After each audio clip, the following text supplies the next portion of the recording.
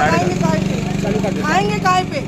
हाँ, जैसे अच्छे लोगों का तो चल जा रहा, मगर ये हाथ मजदूर है जो गैस के ऊपर जो धंधा कर रहे, वो लोगों को तकलीफ हो रही ना। अच्छा होटल वाले हैं, खाना वाले हैं, फिर वो जब रोजी रोटी नहीं करेंगे तो बाल बच्चों का पेट काय पे पालेंगे?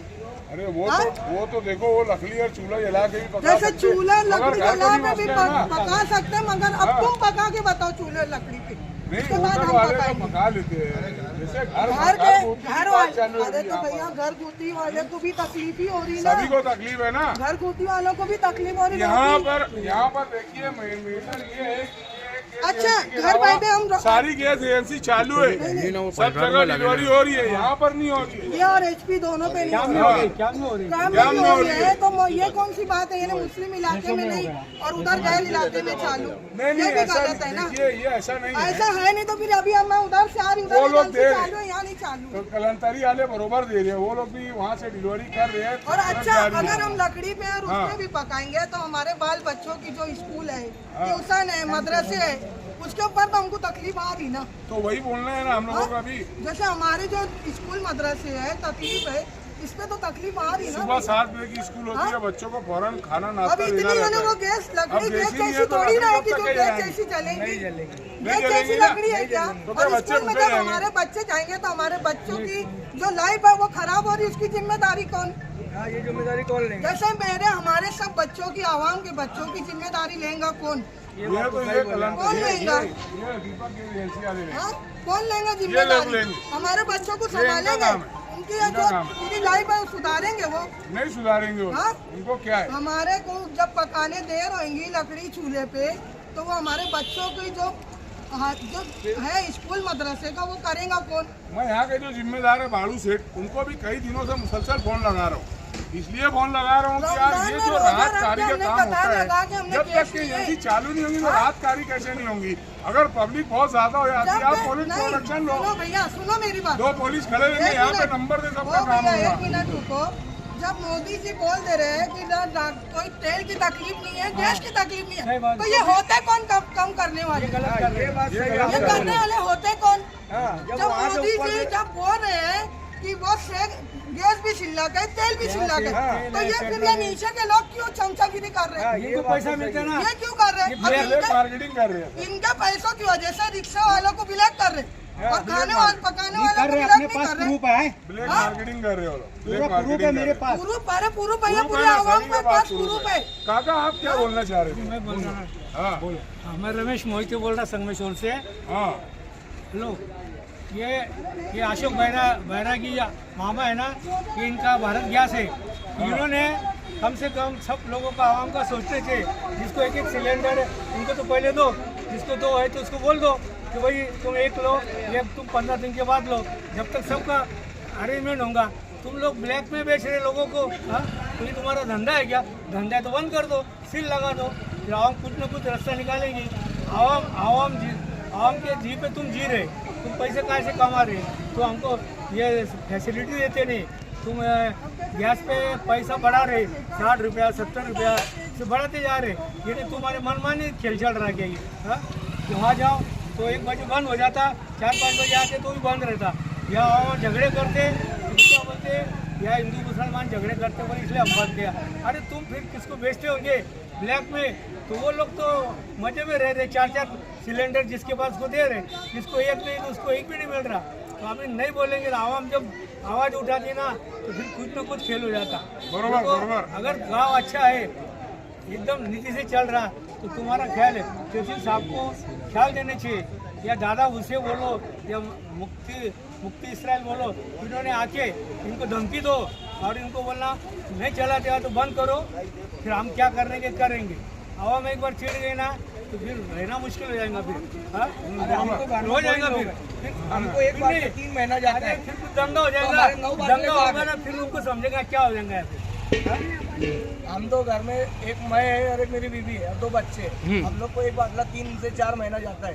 अब साल के 12 बाटले रहते हैं, अब हमारे 9 बाटले कहाँ गए फिर, और हमको टाइम पे बाटला भी नहीं मिल रहा है। छुट्टियों के बाद बहुत बड़ी तादाद में आज के दिन इस्लामपुरा, कमालपुरा और दीगर इलाकों के अंदर जो SIR के मुतालिक पहला जो मरहला है वोटर लिस्ट और जांच मुहिम मैपिंग का जो मामला 31 मार्च तक है, उसके लिए आवाम के अंदर बेदारी भी है और इस दोनों तीनों इलाकों के अंदर BLO के अंदर भी थोड़ा बेदारी है कि लोगों का फ़ोन भी रिसीव कर रहे हैं और वो लोगों के इस मुहिम का हिस्सा बने हैं।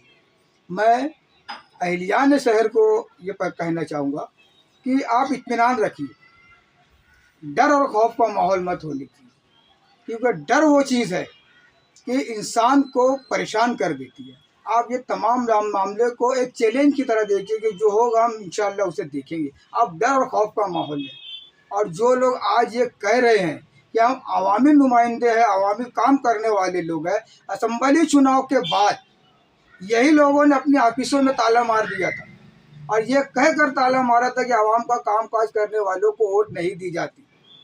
साल भर का अरसा गुजर गया होगा, यहाँ कोई अवामी कामकाज नहीं होता था। जो लोग आज इक़्तिदार मिलने के बाद ये कह रहे हैं कि हम अवामी नुमाइंदे हैं, ऑफिस ये लोगों ने आज खोल रहे हैं, हेल्पलाइन सेंटर। अल्हम्दुलिल्लाह अल्लाह का एहसान है कि आम आदमी पार्टी बिहार के बाद SIR का मामला जब बिहार, तो हमें यकीन था कि महाराष्ट्र के अंदर ये चीज़ होगी, तो मालेगांव शहर के अंदर आम आदमी पार्टी ने पूरी जद्दोजहद करके 2002 की आज़ादी लोगों तक पहुँचाने का काम किया। ये मामले में सियासत नहीं होनी चाहिए, सियासत के लिए पूरा मैदान खाली है। बिला वजह MLA को तनकीद का निशाना बनाना, बिला वजह उनकी कारकर्दगी का सवाल उठाना, ये अभी वो समय नहीं है। और आवाम को समझता है किसको कहाँ भेजना है। ये अवामी नुमाइंदा आवाम ने उन्हें चुन करके दिया है। आज जो मैं ये कहना चाहता हूँ कि कुछ लोग इसके ऊपर सियासत करना चाहते हैं, सियासी रोटी सेकना चाहते हैं, मैं उनसे ये कहना चाहता हूँ कि ये वक्त तो सियासी मैदान का नहीं है। आप मेरे पास सुबह से ये मामला होता है अभी तक कि मैं लोगों को BLO का नंबर, यादी नंबर पूछ रहा हूँ, 2002 की यादी निकाले हैं, यादी नंबर पूछ, आपने जो वोट दिए थे वो स्लिप बताइए। वो स्लिप देख रहा हूँ, BLO का नंबर दे रहा हूँ, वो BLO को फ़ोन कर रहे हैं और उनको जाकर अपने डॉक्यूमेंट्स से बताकर वो जांच मुहिम का वो हिस्सा बने हुए, जो SIR का पहला मरहला है।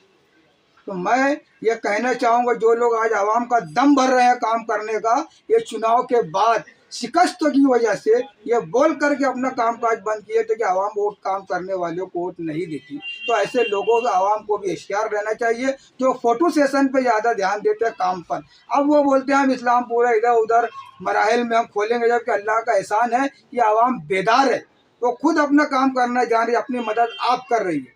तो ऐसे लोगों को सियासत से आवाम को बचना भी चाहिए और अपनी मदद आप मरहले के ऊपर आपको काम करना चाहिए, और जो कि आवाम कर रही है। इंशाअल्लाह आम आदमी पार्टी कल भी काम कर रही थी और हम अभी ज़मीन पर लोगों की मदद कर रहे हैं। खाली बयानबाजी से हम कोई काम नहीं करते, हम लोगों की मदद कर रहे हैं, BLO तक के नंबर दे रहे हैं, BLO के पास भी जाकर उनकी भी मदद कर रहे हैं। और शहरियान से अपील है कि इसमें डरने की ज़रूरत नहीं है, लेकिन बेदार रहने की ज़रूरत है।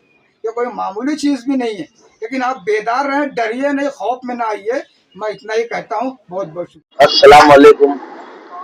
मैं अदारा MB हेल्पलाइन मोतिया बिल्डर, मैं आज शहर मालेगांव के आवाम से अतिक्रमण के ताल्लुक से कुछ बोलना चाहूँगा।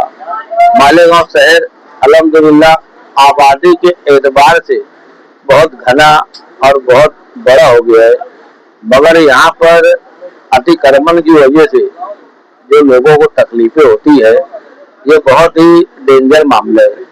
सबसे बड़ी तकलीफ तो अभी कब्रिस्तान में अगर मट्टी देने के लिए जाते हैं लोग, तो वहाँ पर जो ऑटो कंसर्न है, मैं किसी का नाम नहीं लेना चाहूँगा, बोलने का मकसद ये है, ऑटो कंसर्न वाले, रिक्शा वाले और उनकी 2 फीट की जो जगह 2 बाय 3 बाय 5 की एक शॉपिंग होती है और पूरा अतिक्रमण जो है रोड पे खड़ा हो जाता है। वहाँ पे ऑटो रिक्शा बोलो, 2 व्हीलर बोलो, कुर्सियाँ बोलो, ये जो अतिक्रमण का जो मामला है, और अभी जो हमारी steering committee chairman Ejaz Baig साहब और मेरे मोहतरमा नसरीन शेख साहिबा, इन्होंने जो अतिक्रमण के ताल्लुक से जो मुहिम चलाने जा रहे, हम इनकी भी हिमायत करते हैं। और अतिक्रमण शहर से अतिक्रमण का खात्मा होना चाहिए, वरना देखने में ये आया है, इससे पहले भी अतिक्रमण के ताल्लुक से ऐसा होता है कि खुदवाई रोड हो या ATT हाई स्कूल का मामला हो या जहाँ बड़ी मालेगांव के आसपास ऐसे कहीं भी अतिक्रमण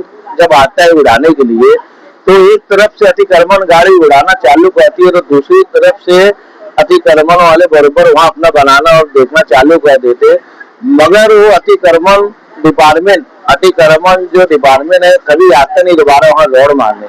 न जाने कितनी मात्रा अतिक्रमण साफ हुआ। तो अभी जो अल्हम्दुलिल्लाह अगर स्टेयरिंग कमेटी चेयरमैन और हमारी मैडम मेयर साहिबा अगर इन लोगों ने भी जो कदम उठाए, जो मुहिम चलाने जा रहे अतिक्रमण डिपार्टमेंट के ताल्लुक से, तो मेरा ये इनसे कहना है कि अतिक्रमण उखड़ने बाद दोबारा वहाँ अतिक्रमण न हो, इसके ऊपर ज्यादा ध्यान देना चाहिए। बस इतना ही मैं बोलूंगा। और जैसा कि अभी पिछले 2 सालों से शिवसेना कामगार जैसा कि अभी पिछले 2 सालों से विभाग प्रमुख मोहम्मद वसी इन्होंने जो काम चलाए अतिक्रमण को लेकर, जो मुहिम चलाए, और इन्होंने व्हाट्सएप ग्रुप जो चलाए, जो बनाए बहुत बड़े पैमाने पर कि मालेगांव शहर से अतिक्रमण का सफाया होना चाहिए। यहाँ से लेके पूरे नासिक है, बॉम्बे है, पूरे जिला तक, ये हर जगह वसी अहमद ने जो लेटर दिए, ये काबिले तारीफ कदम है। इससे पहले भी इन्होंने बहुत सारा मतलब लेटर दिए मालेगांव शहर में, और व्हाट्सएप के जरिए लिखते आए कि यार अतिक्रमण मालेगांव से साफ होना चाहिए। तो मैं मोहम्मद वसी जो विभाग प्रमुख है और कामगार सेना के वो अध्यक्ष भी रह चुके, और मेरे अपने ग्रुप के जो है वो जिम्मेदार है और जनरल सेक्रेटरी भी है। तो इनका जो व्हाट्सएप ग्रुप है, ये इनके ग्रुप में ज्वाइन हो और शहर से अतिक्रमण कैसे खत्म हो, इसके ऊपर भी ध्यान देना चाहिए। ऐसे ही मेरी गुजारिश है शहरियान से, आवाम से, और स्टेयरिंग चेयरमैन, कमिश्नर और मैडम मेयर साहबा से कि इसके ऊपर फोकस करो और अतिक्रमण का पूरा सफाया पूरी ईमानदारी के साथ होना चाहिए। और जैसा कि मैंने बोला कि अतिक्रमण उड़ने बाद फिर बाद में अतिक्रमण लगा लेते हैं, तो कॉर्पोरेशन की जानिब से गाड़ी भी घूमना चाहिए कि एक मरतबा जहाँ का अतिक्रमण उड़ा वहाँ दोबारा अतिक्रमण ना लगे। अगर कोई ऐसा कहता है तो उनके ऊपर कानूनी कार्रवाई करना चाहिए। बस इतना ही मैं गुजारिश करूंगा। सलाम अलैकुम।